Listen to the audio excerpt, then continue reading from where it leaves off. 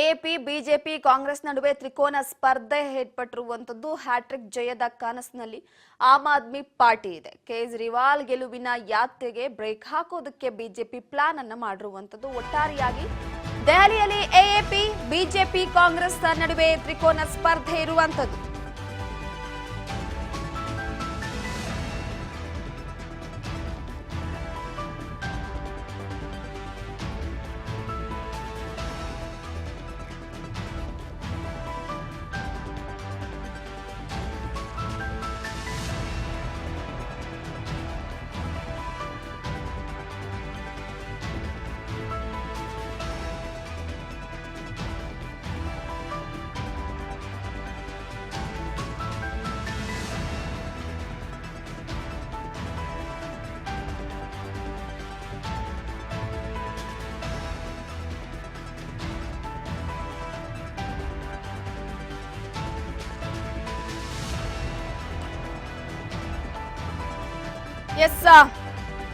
ಪ್ರಮುಖವಾಗಿ ನೋಡಿ, ಹ್ಯಾಟ್ರಿಕ್ ಜಯದ ಕನಸಿನಲ್ಲಿ ಆಮ್ ಆದ್ಮಿ ಪಾರ್ಟಿ ಇದೆ.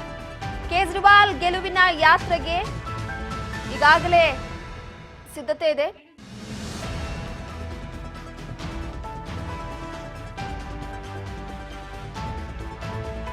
ಪ್ರಮುಖವಾಗಿ ದೆಹಲಿಯ 70 ವಿಧಾನಸಭಾ ಕ್ಷೇತ್ರಗಳಿಗೆ ಮತದಾನ ನಡೆಯಲಿದ್ದು, ಲೋಕಸಭಾ ವಿಪಕ್ಷ ನಾಯಕ ರಾಹುಲ್ ಗಾಂಧಿ ಮತದಾನವನ್ನ ಮಾಡಿದ್ದಾರೆ.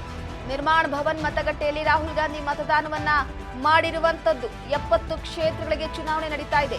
ನವದೆಹಲಿ ವಿಧಾನಸಭಾ ಕ್ಷೇತ್ರದ ನಿರ್ಮಾಣ ಭವನ್ ಮತಗಟ್ಟೆಯಲ್ಲಿ ದೆಹಲಿಯಲ್ಲಿ ರಾಷ್ಟ್ರಪತಿ ದ್ರೌಪದಿ ಮುರ್ಮು ಅವರು ಕೂಡ ಮತದಾನ ಮಾಡಿದ್ದಾರೆ.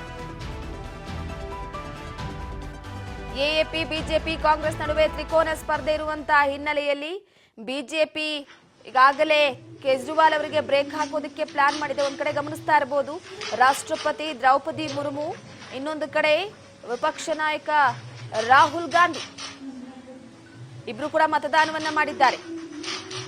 ದೆಹಲಿಯನ್ನ ಮತ್ತೆ ಕೈ ವಶ ಮಾಡಿಕೊಳ್ಳೋದಕ್ಕೆ ಪ್ರಯತ್ನ ಪಡ್ತಾ ಇದೆ ಕಾಂಗ್ರೆಸ್. 3 ಪಕ್ಷಗಳ ಭವಿಷ್ಯ ನಿರ್ಧರಿಸಲಿದೆ ದೆಹಲಿ ಮತದಾರ ಪ್ರಭುಗಳು.